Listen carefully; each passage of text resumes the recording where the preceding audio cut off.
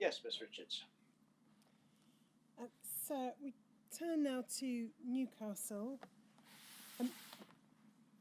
The material that we'll look at today and tomorrow is based largely on documents available to the inquiry, but I'll also be referring to contemporaneous documents, I should have said. But I'll also be referring as appropriate to the statements the inquiry has received from those who worked at the centre in Newcastle in the 70s and 80s. There are two statements from Dr. Peter Jones, a statement from Dr. Peter Hamilton, a statement from Maureen Ferns, the nursing sister, and a statement from Pat Latimer, a social worker. And I understand that these statements, which have already been disclosed to core participants, will be published on the inquiry's website, I think, following the conclusion of the presentation. I propose to, in terms of the issues that will be explored, to look briefly at the history of and facilities at the centre, then to look at treatment policies and blood product usage, and there's quite a lot of documentation that's relevant in that regard. Then to look at what was known and understood by those working at the centre, principally Dr. Jones, also Dr. Hamilton, about the risks of hepatitis, and then what was known and understood about the risks of AIDS and what was done at the centre in response. It may be that set of topics is completed today, but it may be that runs into tomorrow. I'll then be looking at arrangements for the testing of patients and informing them of their diagnosis, and more broadly at the patient experience. Then at the introduction of heat-treated concentrates in late 1984 and in 1985. Then at the particular issue of AIDS transmission or suspected AIDS transmission from heat-treated products and Dr. Jones's involvement in that issue. Then HCV testing and diagnosis, and then interactions between Dr. Jones and pharmaceutical companies, and then more briefly Dr. Jones' involvement with the Hemophilia Society and with the Macfarlane Trust. In addition to the two witness statements which Dr. Jones has supplied to the inquiry, we also have quite a lot of material which he's produced over the years. Those include a fairly detailed personal record, a form of statement or report, which he produced in, I think, in around 1990. His reports to the Lindsay Tribunal, and a transcript of his oral evidence to the Lindsay Tribunal, and a number of books and articles that he's authored over the years. And I'll be making reference to those in the course of the presentation today and tomorrow, as well as picking up tomorrow on themes emerging from the evidence the inquiries received from those who were infected and their families. So that's the issues that I hope to address today and tomorrow. And of course, as with all of the presentations on haemophilia centres, these are not intended to be exhaustive. The range of material relating to Newcastle is vast. There will no doubt be other relevant documents. There will no doubt be important submissions that core participants will wish to make in due course. And this is intended only really to offer a summary of some of the key material to enable that further exploration in due course. So dealing first with the centre's history, Seamus, if we could have up on screen, please, PJON 5031_001.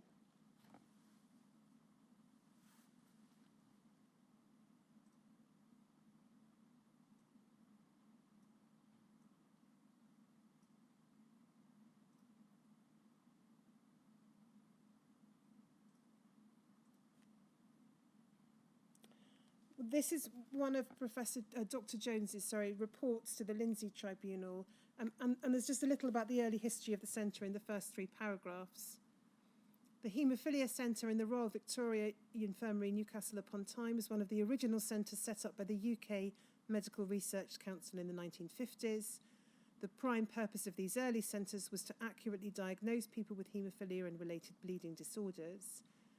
Second paragraph, at the outset, the UK centres were little more than laboratory space for coagulation studies performed by a pathologist with an interest in haematology.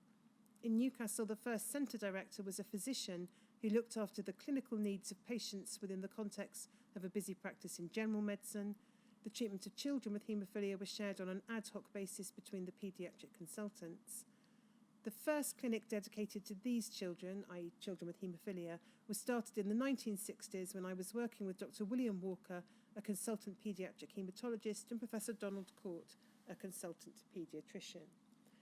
So that's the early emergence of the centre.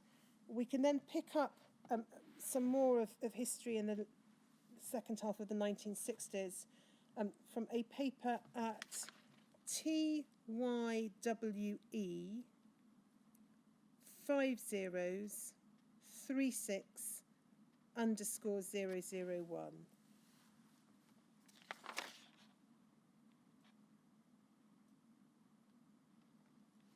Now, this is a paper responding to an earlier 1965 paper from the Ministry of Health. We don't need to look at all of it. If we go to the second page and we look at the bottom half of the second page, we can see there reference is made to a special meeting which included Dr. T.H. Boone, and then various other names are given. That's a special meeting of a committee of the Newcastle Regional Health Board, and Dr. Boone was the centre director, to the extent that there was a director at that time. And this was looking at the organisation of a regional service within the Newcastle and broader area. We pick it up 5 lines from the bottom. So the committee's recommendation was that the number of regional treatment centres should be increased, providing a more local service, and that the facilities available should be such as to be capable of dealing with the great majority of elective clinical conditions arising in haemophilia patients. The establishment of, we go to the next page, we zoom in on the top half of the page, comprehensive units within the region enabled the staff concerned to become knowledgeable about the patients in their respective catchment areas, and conversely for the patients to gain confidence in staff who were familiar to them. Nonetheless, it was fully acknowledged that there was a need for 1 or 2 national centres which would serve as centres of referral of particularly complicated cases and also functioned as major centres for research. In essence, therefore, a special subcommittee favoured the treating of all but the most complicated cases regionally rather than nationally. And then it's recorded that the principal difficulty arising from the treatment of haemophilia related to the assurance of an adequate supply of anti-haemophilia globulin, AHG. The committee emphasised the recommendations of the earlier meeting that a full investigation ought to be undertaken into the factors relating to the supply of haemophilic AHG on a national basis. So the issue of supply and self-sufficiency there being identified. And then there is a discussion of centres for the region. 3 treatment centres might reasonably be provided in the region at Newcastle, Carlisle and Middlesbrough, the first 2 already being designated.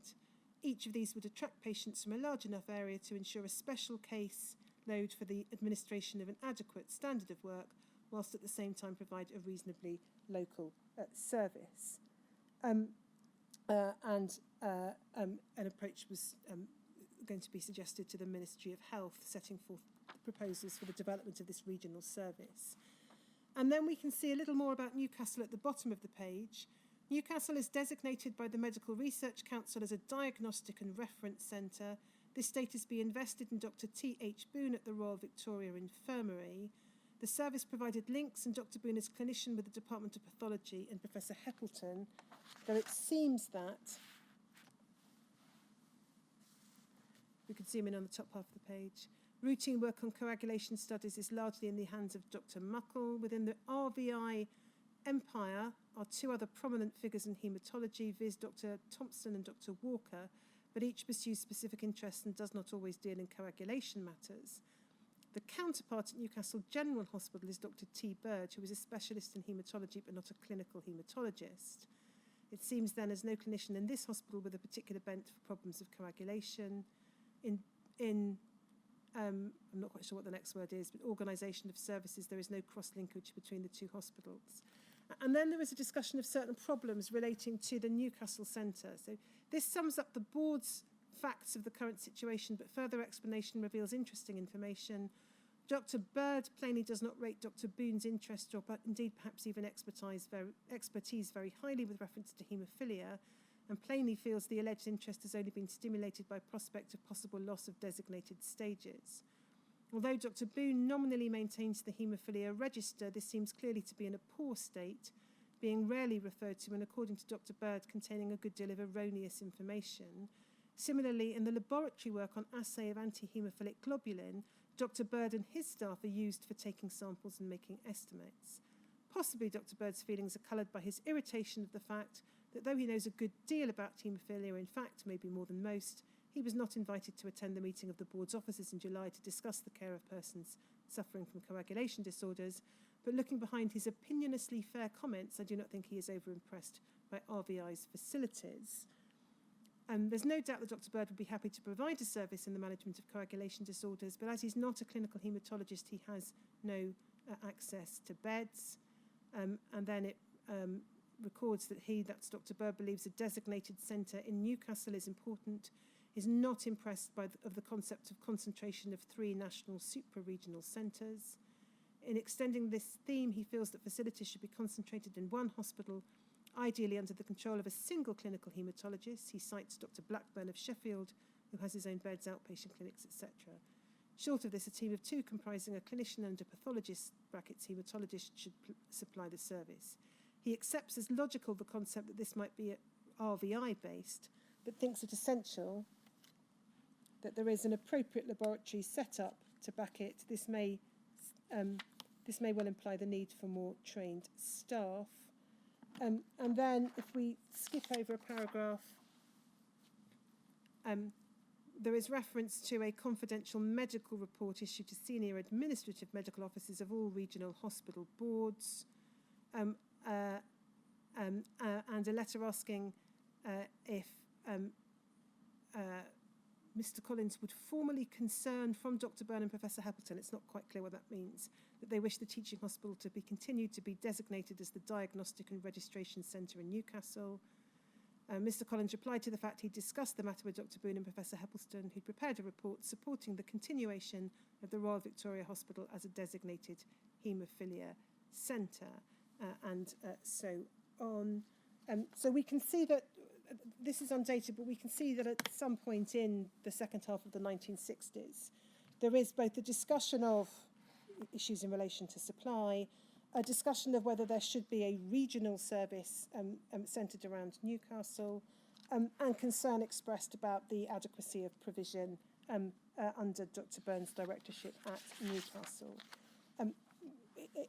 We haven't been able to follow through the thread of this correspondence completely, and maybe it doesn't particularly matter. But we can pick it up in November of 1972 with a letter from Dr. Byrne showing that it's TYWE 5036_005.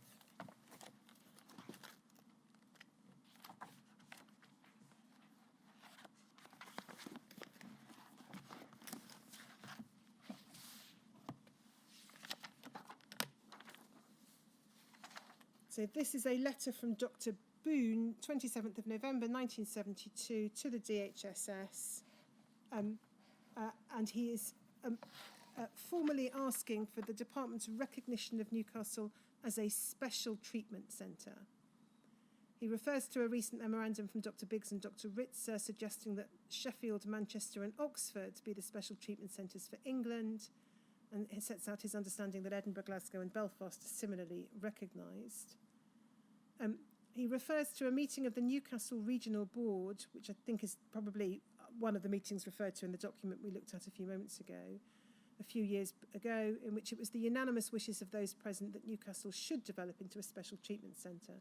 And then he says this: the Newcastle Centre at the Royal Victoria Infirmary has, in spite of financial and staffing problems, a long record of service to haemophilic patients from the region. Its position has recently been reaffirmed by the Regional Hospital Board, And it's partly because of the developments that are now in progress and partly because of the large geographical area and population we serve that we would welcome special consideration by the department. And then he goes on to set out his view that the centre in Newcastle fulfills all the requirements laid down in the Biggs and Ritzer memorandum. As senior physician to the infirmary, all adult haemophilic patients are admitted directly to my care, and the recent appointment of Dr. Peter Jones as consultant paediatrician with special regional responsibility to patients with bleeding disorders has resulted in all children being similarly cared for by one physician.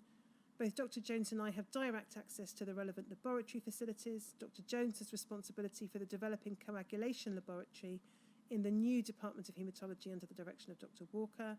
We're able to perform the full range of investigations necessary for the diagnosis and management of patients with bleeding disorders at all times and work closely with the Regional Transfusion Centre.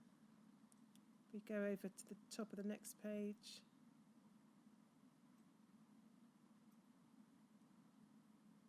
We zoom in a little closer. A new haemophilia unit is scheduled to open in April 1973. It's hoped that this unit will act as the focal point of the regional service.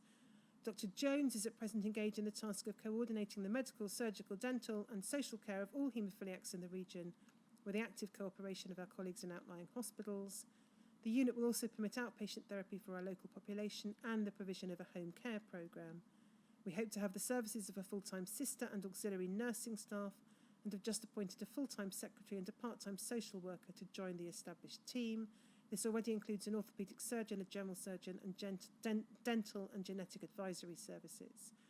We are aware that the major requirement for a special treatment centre must be its ability to treat major complications and undertake surgery. Our record in this field is, I believe, a good one, and he goes on to provide details of that.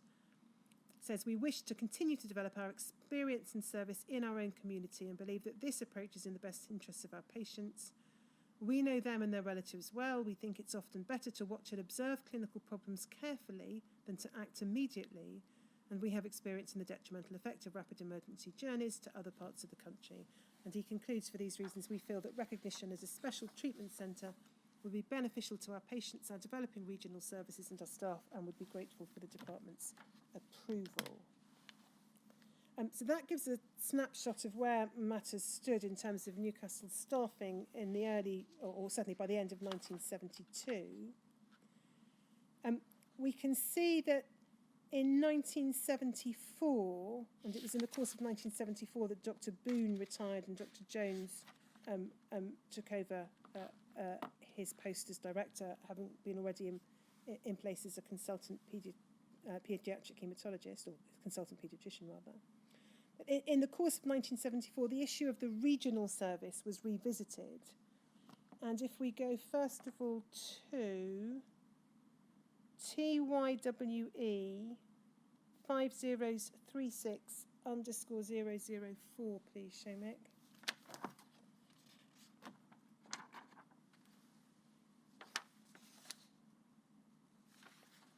We can see this is a document put together by Dr. Jones for a regional haemophilia service in order to help patients with haemophilia and related disorders of hemostasis in the Newcastle Regional Hospital Board area.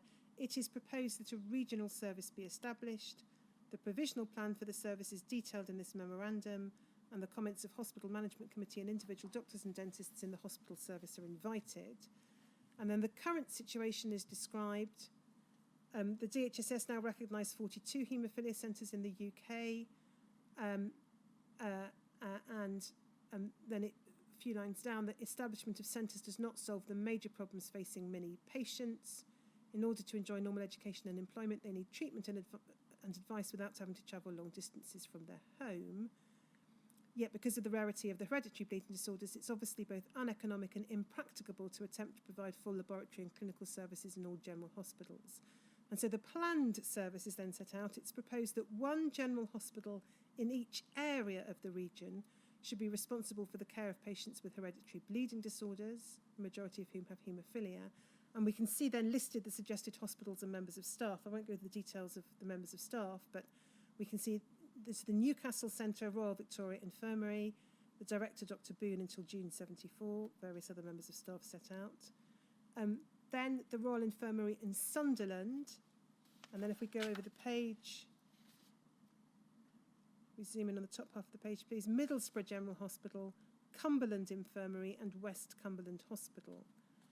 And then what it said below that is it suggested that all patients with bleeding disorders requiring any form of hospital treatment should be referred in the first instance to the appropriate consultant for the area or his deputy. Patients should not be sent to casualty departments or to surgical units on reception. The Newcastle Center will continue to be responsible for all major surgery and the treatment of complications. A new Haemophilia Centre and Coagulation Laboratory is scheduled to open in the RVI in late 1973. All patients will be registered and copies of their clinical and laboratory records filed at this centre. An intensive survey of all patients in the region is in progress to supply information needed for the initial data bank. To date, 341 people are on the register and a further 150 have to be tested. And then details are given of how the Royal Victoria Infirmary Coagulation Laboratory will undertake its work. Halfway through that paragraph, it's recorded that the centre, so that's the Newcastle Centre, already works closely with the regional blood transfusion service and with other national and international centres, and specific blood factor fractions are either immediately available or can be rapidly obtained. So that was Dr. Jones's plan for there to be a regional service with facilities at the other 4 regional hospitals there identified as a first port of call for treatment, but with the Newcastle Centre being responsible for all major surgery and complications. If we then look at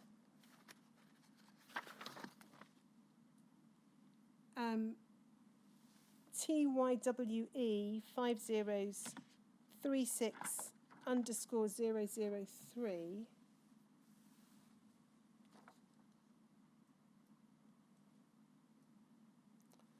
we can see approval was given by the Senior Administrative Medical Officer to this proposal.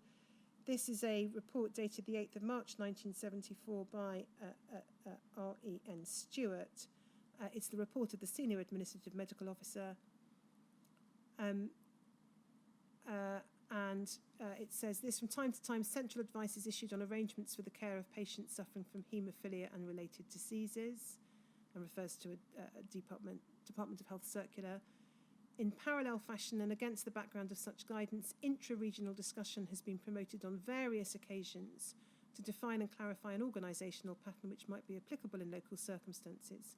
Renewed attention to the subject has now been prompted by Dr. Peter Jones, and a copy of a memorandum which he's prepared, which is what we've just looked at, is attached for consideration.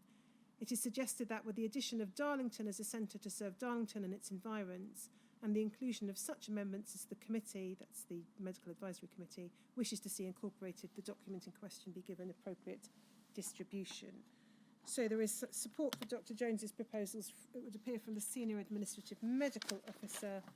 And then, finally, on this issue, if we look at TYWE 5036_002,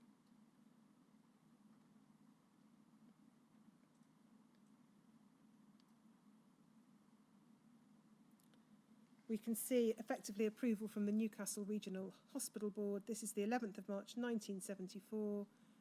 Dear Secretary, the Board has given consideration to the introduction of a regional organisation for the treatment of patients with haemophilia and related disorders. I enclose a copy of a report of the Senior Administrative Medical Officer, that's what we've just looked at, which has been approved by the Board, together with a memorandum prepared by Dr. Jones, particularly concerned with the topic. It will be seen that the proposals envisage the development of centres at certain hospitals, viz., and they are then set out, including now Darlington. The Board is prepared to see adopted in the region this proposed pattern and organisation of the service as set out in the report, and discussions will now take place with appropriate consultants in the above centres with a view to implementation.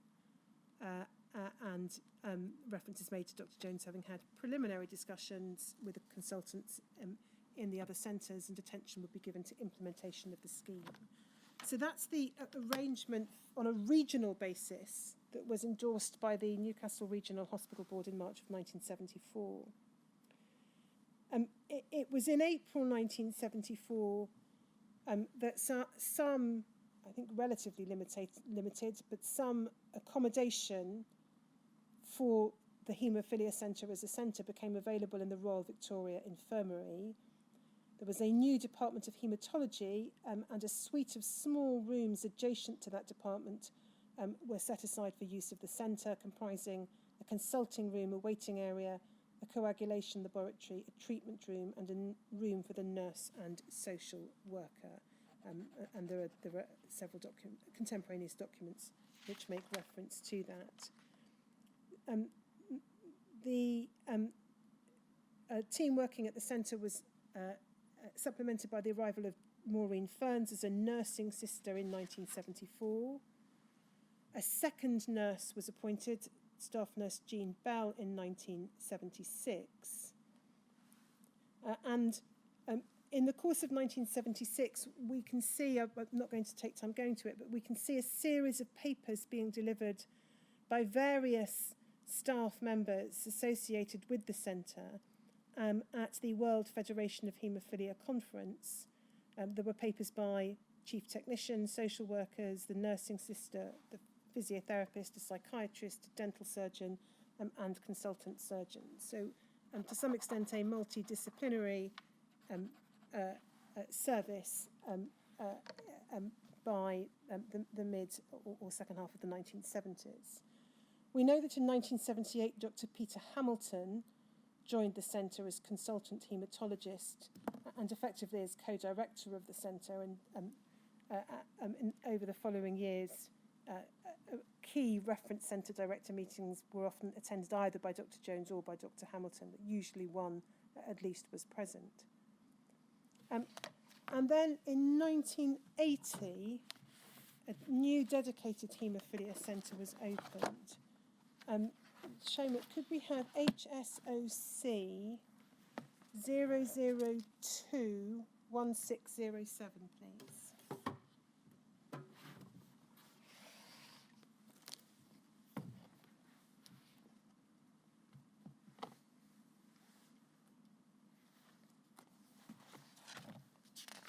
And if we go to, I think it's probably page 9.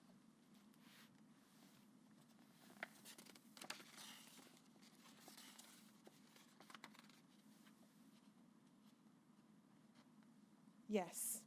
So this is a pamphlet prepared at the time of the opening of the new centre on the 22nd of May 1980. And if we pick it up in the middle column, second paragraph, together with its associated centres in Carlisle, Cleveland, Sunderland and Whitehaven, the Newcastle Center serves a population of 3.3 million. Both acquired and hereditary disorders of haemostasis are investigated and monitored in its laboratory, the staff of which, under the supervision of Mr. Oxley, performs some 26,000 tests a year, in addition to those needed for outpatient anticoagulant control. 303 people with a hereditary coagulation disorder from 211 families are seen regularly in the centre, and 78 of those more severely affected have been trained to treat themselves with intravenous injections of the relevant blood product at home. I'll come back to the question of home treatment later. And then we see reference to the opening of a building by a member of the royal family that day. In the Department of Haematology contains a social work room for the counselling of families, a research and coagulation laboratory, a consulting room and nurses station, and nursing sisters room, a preparation and treatment room, which is used for the transfusion of people with a wide variety of disorders of the blood, in addition to the treatment of haemophilia. And then, lastly, on the topic of the centre, if we go to WITN 0841010, please.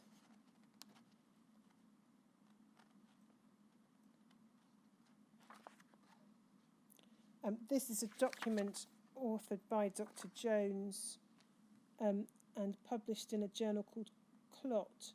It looks like in 1982, Guidelines for the Organisation of a Haemophilia Centre. If we go to the bottom of the second page,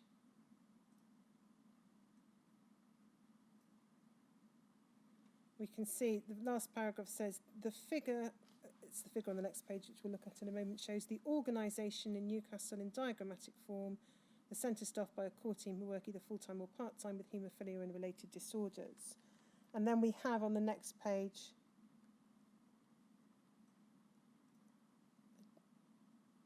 a diagram, we zoom in on the diagram, which is said to show the staffing at the centre.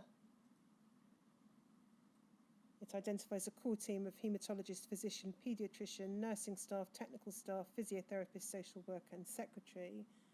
An ancillary team, which includes dental services and surgical services and so on. And then various services provided or said to be provided at the Haemophilia Centre set out there in the middle. And then we see a relationship with other hospitals and associated haemophilia centres. That's reference to the regional service that we've seen referred to, and home therapy programme, and that I'll come back to. If we go to the next page, this is what Dr. Jones says in 1982 about the way in which the centre was operated. So picking it up in the first main paragraph, with the agreement of colleagues within our geographical region, which has a population of 3.3 million, the home therapy programme is run from the Newcastle Center, and all patients are followed up there by members of the core team. Lines of communication between the reference and associate centres and between the reference centre and district general hospitals, where one or two patients might be treated, must be established clearly or complications could easily arise. And then it is particularly important to have regular meetings of the core team. We do this at weekly intervals. These meetings allow members of staff to voice their opinions about individual patients and about the organisation of the centre in an informal atmosphere. Support can be given to individual members of staff and manipulation by particular patients discussed. I'm not sure what that's a reference to. And then home therapy outlined in the following paragraph. We make it a rule in our home therapy programme not to supply blood products unless a very careful record is kept of their use by individual patients. In this way, we have detailed knowledge of all bleeds and their response to treatment when the patient comes in for follow-up. We found it extremely useful to keep a calendar log of bleeds rather than a written diary of episodes. Target joints can be spotted immediately and the effect of changes in treatment seen easily, and then reference is made to the importance of 24-hour cover. So that's it, where a whistle-stop tour through the development of the regional service with the Newcastle Centre at its heart in the late 60s and the course of the 1970s. Just dealing briefly with the personnel at the centre, or the key personnel at the centre, Dr. Peter Jones trained as a paediatrician, initially in general paediatrics, but became increasingly focused on the management of haemophilia and related disorders. Slightly different dates are given in different documents for when he took up his post as a consultant paediatrician at the Royal Victoria Infirmary. So some documents say 1970-71, some 1972, but clearly he was there by 1972. And became director of the centre. Again, it's not precisely clear on what date, but it may have been when Dr. Boone retired in June 1974, or it may be that he was co-director for a period of time, because I think at least some of the documents suggest he was director from 1972. Dr. Jones published a number of books, including a book called Living with Hemophilia, and we'll look at the first edition of that at a later stage, or part of it. That was first published in 1974. He's published various other books, and we'll look at some extracts from some of them. He published numerous papers and articles and was particularly prominent in the media during the AIDS crisis. And again, we'll look at some of the media reports in that regard. He was a member of UKHCDO. There is reference in the minutes to him attending meetings from 1972 onwards.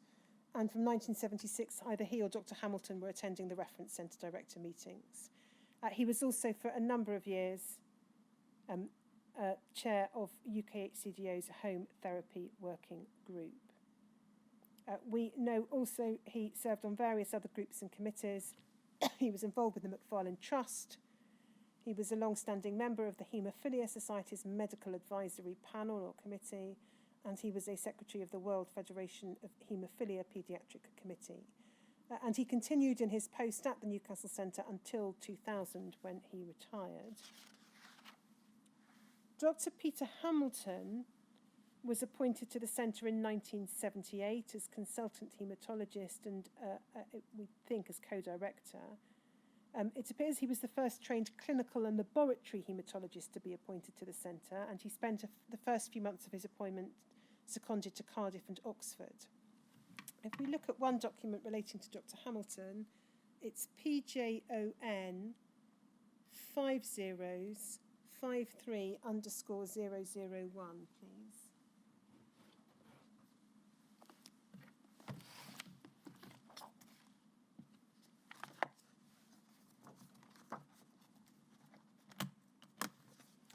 This is a letter from Dr. Peter Hamilton to Dr. Krask, dated the 21st of June 1978. He says, "Dear Dr. Krask, as I explained to you a short while ago, I'm a recently appointed consultant haematologist here in Newcastle. I'm working inter alia closely with Peter Jones in the haemophilia department." And then he says this: "One of my interests is in the haematology of liver disease. This obviously has relevance to haemophilia, and I intend to make a special clinical study of the problems of liver disease in our haemophiliacs.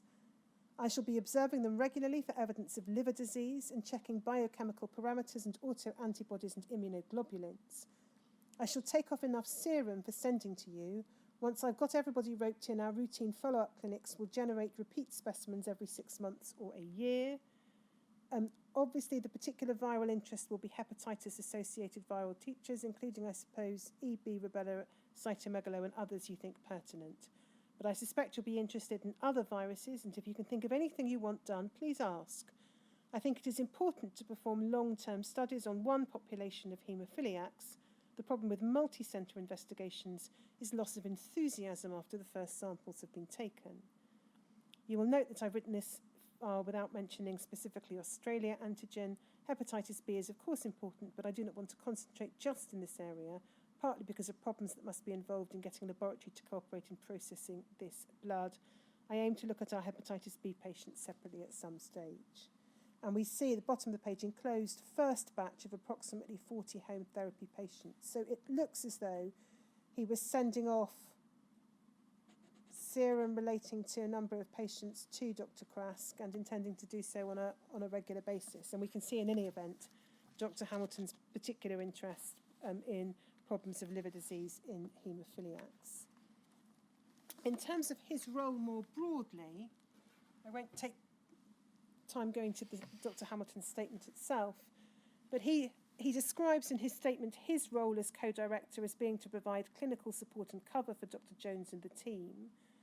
He ran a weekly outpatient session for haemophiliacs, in particular reviewing those, this would have been from the 1980s and 1990s, with HIV and hepatitis C at 4 monthly intervals. He usually attended the weekly haemophilia team review, which I take to be a reference to what we saw described in that document by Dr. Jones as their weekly core team meeting. Dr. Hamilton says his first priority was to develop the coagulation laboratory and that he played no part in the administrative or budgetary running of the haemophilia service. And he saw himself not so much as Dr. Jones's partner, but as a clinician supporting Dr. Jones in the care of his patients and families. Dr. Jones retired, as I indicated, in 2000. Dr. Hamilton, I think, may have been solely responsible as director for a short period, but then Dr. Hanley took up post, and then in due course Dr. Kate Talks. And Dr. Hamilton retired in 2002. The other two staff members who I've referred to, from whom we have witness statements, Sister Maureen Ferns. She was appointed sister to the Haemophilia Centre in either 1973 or 74 and worked there until her retirement in March 2003.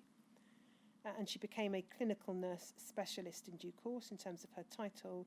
She was also involved in the establishment of the Haemophilia Nurses Association. Pat Latimer was a social worker at the centre between 1988 and 2002. There was a pre-existing social worker, Jean Loving. Pat Latimer was appointed as a second social worker, specifically because, according to her statement, of the overwhelming impact HIV had on patients and families attending the centre. So that's an overview of staffing and centre facilities. I want to look next at what the documents show about product usage and treatment policies. And I'm going to do that in largely chronological order, looking at contemporaneous or near contemporaneous documents. And then, having done that, we'll look at what we learn or don't learn from Dr. Jones's statement in that regard. So to start with, could we have, just as an indication of Dr. Jones's early views about cryoprecipitate usage, PJON 40-136_001, please, Seamus.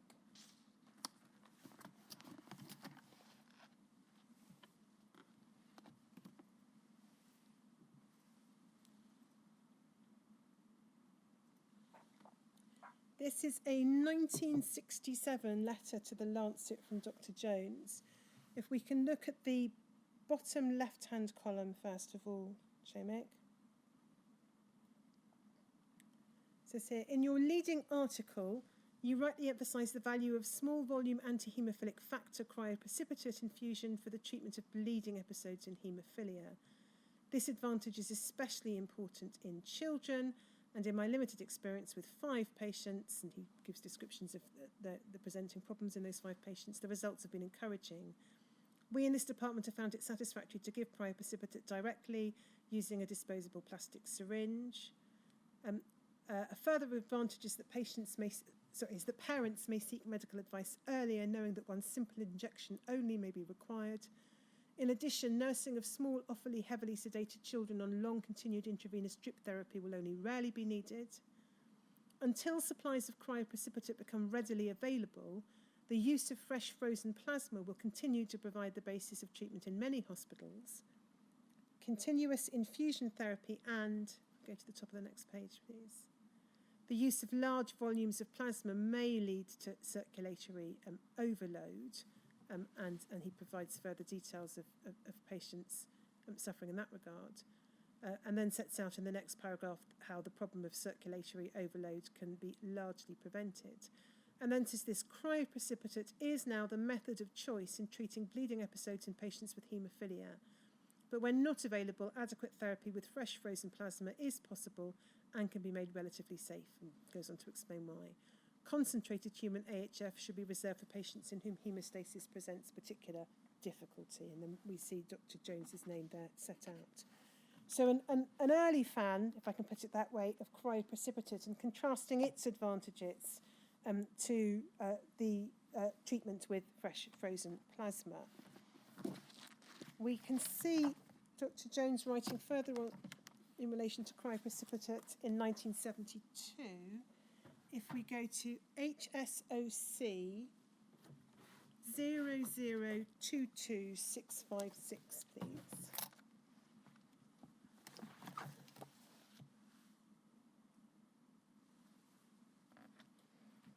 So this is a publication, Community Medicine, 28th of July 1972. It's entitled Answering the Needs of Haemophilic Children and Their Families, and we can see it's authored by Dr. Jones. And he deals with a number of matters relating to the organisation of care. I'm only going to focus on what he says about contemporary advances. So picking it up under the heading Contemporary Advances, bottom left-hand corner, 30 years ago, most haemophiliacs died of exsanguination in childhood. Today, they can expect to live a normal lifespan. So this is 1972, this is being said. 2 major developments have been responsible for this remarkable change. The first is a result of the work of Macfarlane and his colleagues in Oxford, and the identification of the factor VIII protein. And then he says the second was the organisation shortly after the Second World War of the blood transfusion services, which today, we go to the next page, next column, supply all human fractions needed for treatment throughout the UK. For some years, haemophilia therapy was dependent on fresh frozen plasma, And this product, which should yield about 90% of the factor VIII activity of fresh blood, served as well and in the treatment of hemoarthroses and muscle hemorrhage. It had two great disadvantages. Administration had to be by continuous infusion, which meant the admission of the child to a bed, and the level of factor VIII that could be attained without circulatory overload was often inadequate in cases of overt hemorrhage. And then he says this: the introduction of cryoprecipitate, a factor VIII rich fraction of fresh plasma discovered by Dr. Judith Poole and her colleagues working in Stanford, provided the solution to these problems. Cryoprecipitate can be given by syringe, a full factor VIII dose being contained in a small volume of residual plasma. Within weeks of its introduction, inpatient figures had fallen, and without the fear of hospitalisation and the drip, children were presenting earlier and more often for quick outpatient therapy. Cryoprecipitate is now the product of choice in major surgery, allowing the potent but antigenic animal fractions and expensive human concentrate to be reserved for major complications, the emergency treatment of patients with factor VIII inhibitors, or in the case of concentrate for prophylaxis. So again, perhaps a contrast to the way in which cryoprecipitate has been compared by some witnesses to concentrates. We can see here that certainly in the late 60s and the early 1970s, Dr. Jones identified cryoprecipitate as a valuable, useful, and relatively convenient form of treatment. Now, in terms of the products in use, we can pick the picture up then in September of 1974. If we go to OXUH 40757.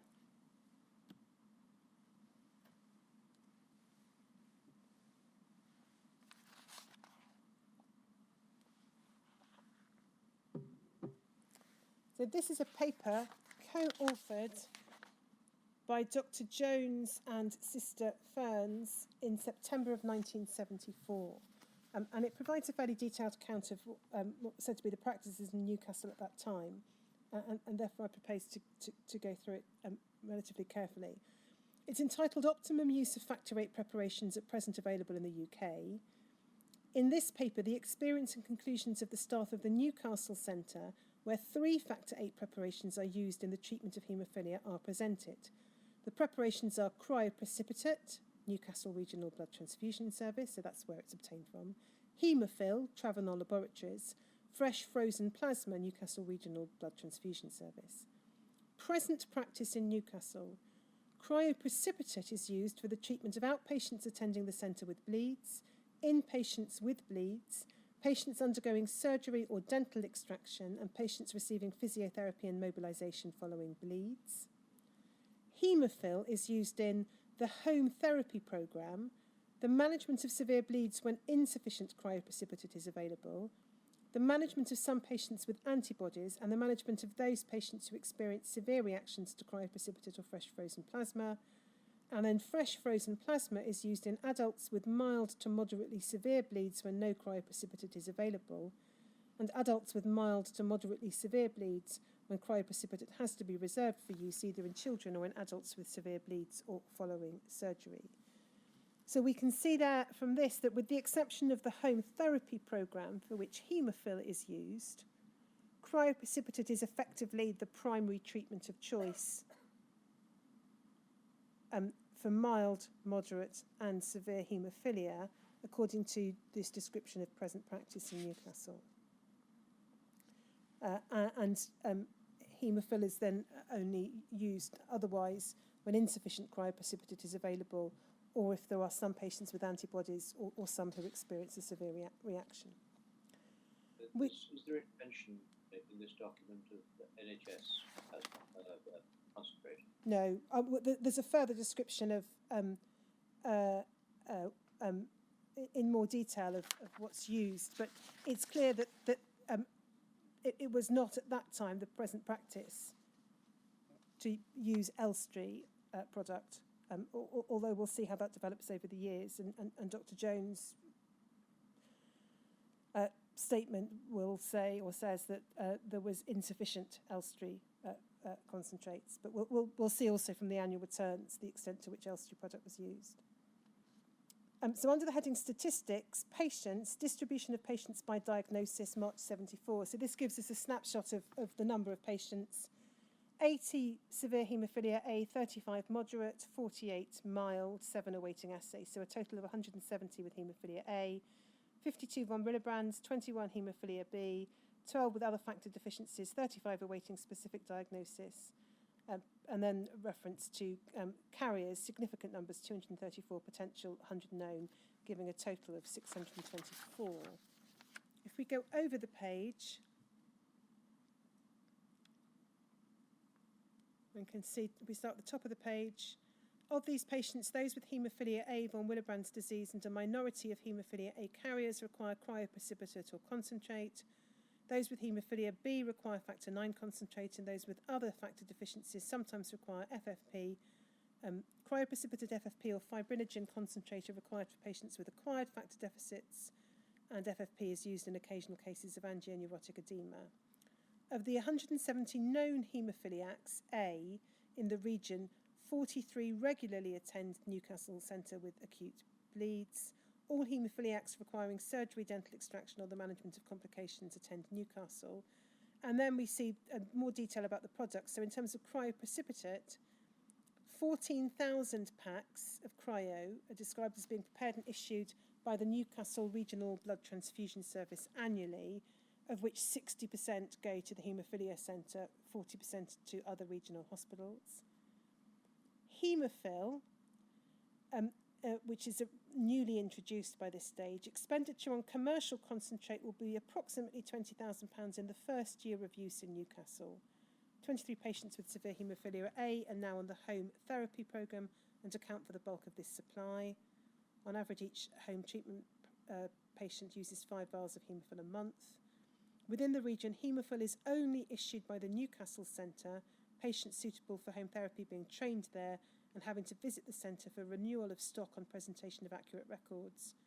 Regional sub-centres may receive small stocks of commercial concentrate for emergency cover through Newcastle.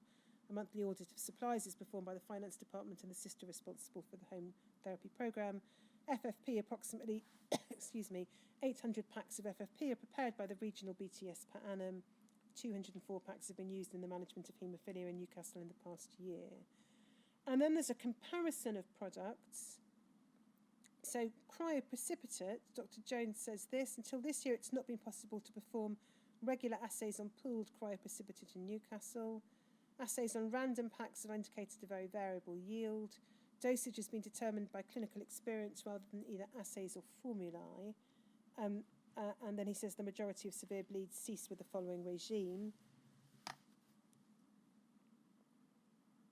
And we see, so the normal arrangement would be 2 packs for an infant, 2 to 5 for children 1 to 5 years old, 5 to 8 packs for 5 to 8 year olds, 8 to 10 packs. I'm on the wrong page. Oh, I'm here. so sorry. Page 3 it should be. Ah, I think the page numbers are reversed. Can you go to the next page? It's the page which has got 3 at the top. Sorry, sir. Do you want to start again? Oh, No, that's we're no. on Go on to next page. next page. You go on to the next page. Don't worry, the pages are out of order on the electronic copy. That's the problem. There we are. That's it. Yes, page number 3. So we can see children, infants, 2 packs, 2 to 5 packs for those aged 1 to 5, 5 to 8 packs for those aged 5 to 8, 8 to 10 packs for adolescents and adults. I think we've seen reference elsewhere in the evidence to a suggestion of needing 10 to 20 packs sometimes. So these figures appear a little different. And then in relation to major surgery, 20 packs of at least 20 packs of the Newcastle product are required to raise the patient's factor rate level to 40% initially. Major disadvantage of cryoprecipitate is therefore the empirical dosage that must be employed. We purposely aim to give too much rather than too little. There's no doubt that wastage occurs as a result. However, far more wastage occurs when small doses do not stop a bleed early in its development, and we believe that this is the major reason for 40% of the available cryoprecipitate being used in hospitals other than the centre. The second disadvantage is the variability in supply, particularly during holiday periods. there is never enough cryoprecipitate to cover the needs of both acutely ill patients and the requirements for surgery, the gap being filled with either FFP or concentrate. So those are the disadvantages identified in relation to concentrate. The issue of allergic response, which has been identified by others, is not there set out by Dr. Jones. And then Hemophil. In comparison with other products, Hemophil was chosen for the home therapy programme for the following reasons: known dosage, small volume, ease of preparation, ease of injection, low incident side effects, ease of storage, no deep freeze needed, small bulk, less chance of contamination, use for travel/work away from home, long life before expiring. And then there is a discussion of how the batches supplied since November 73 have varied in potency. And there's a discussion about dosages and the effect of the home treatment programme. If we go over the page, oh, I'm so sorry, Shemek, it's page numbered 4. I think it'll be page 3 electronically. That's it. FFP is described as carrying no real advantage to haemophilic patients and may be dangerous. Conclusions. In preparing this paper, we've been asked to consider ways in which present resources available to UK haemophilia services may be used to the optimum advantage of patients. In attempting this, we must stress our conviction that the single most important factor in haemophilia management is the early recognition and immediate effective treatment of acute bleeding episodes. This means home therapy and the prescription to suitably trained patients of potent, small volume, lyophilized concentrate with which to treat themselves under the supervision of the haemophilia centres. We do not think that cryoprecipitate is a suitable material for home therapy, not least because so much would have to be stored in patients' homes in large-scale programmes that there would be insufficient for the needs of inpatients at present production rates. Any plan to conserve factor VIII containing blood products must take into account the fact that the majority of haemophiliacs are being undertreated, and therefore schemes to rationalise management on a regional basis by improving the organisation of facilities will lead to increased rather than decreased or stabilised demand. And then he says this: we do suggest the following measures may be of benefit in the present economic situation. A government campaign to educate the medical profession in the recommended use of blood products, stressing the importance of using red cells rather than whole blood for most clinical problems. To be most effective, the campaign should be directed at surgeons and junior hospital doctors. B, a directive from the department to all hospitals that patients with haemophilia presenting with problems likely to require surgery, however minor, or dental extractions, be referred to a haemophilia centre for treatment as early as practicable in the course of their illness. And then over the page, C, so this will be the last page probably of the document, Shemek. That's it, great. The restriction of use of expensive commercial factor VIII concentrates to recognised haemophilia centres. In our opinion, home therapy programmes should only be run from those centres where adequate supervision, including regular checks on 8 antibody and HAA status, can be performed, and the patient's use of concentrate carefully supervised. If the DHSS implement this proposal, additional financial support will be needed by the regional health authorities concerned. And so you... just to the top of page 4, again, the page we're looking at before this. So that's electronic 3. And if we just look at what is the description of FFP there, this is a document which on the whole is talking up cryoprecipitate and talking down fresh frozen plasma. And what it says about FFP is reactions are frequent, third line down, and acute allergic pulmonary edema may complicate its use.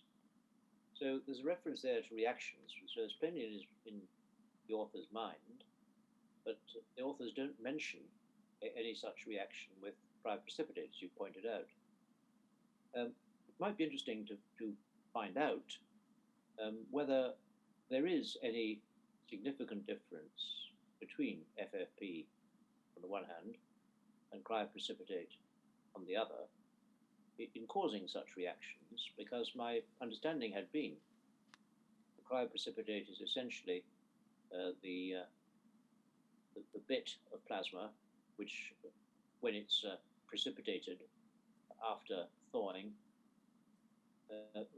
contains what is necessary to provide the factor VIII. And it would follow that FFP ought, if it has the same clinical effect, to have no more and no less, by and large, of what causes the reaction. So it may simply be that reactions are being referred to here because FFP is not particularly favoured, and cryoprecipitate is not mentioned because cryoprecipitate is being favoured. But that may be an interpretation too far. It's the other but it might be quite. Yes, it might be quite interesting to know what the answer is. Yes, we'll see what we can find out in that regard. The other point to note about this document is in relation to concentrate. If we go to, it's numbered page 3, so electronic page 4, I think.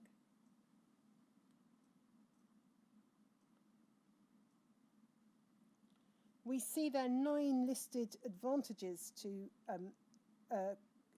concentrate in the form of hemophil, with 5 being low incidence side effects.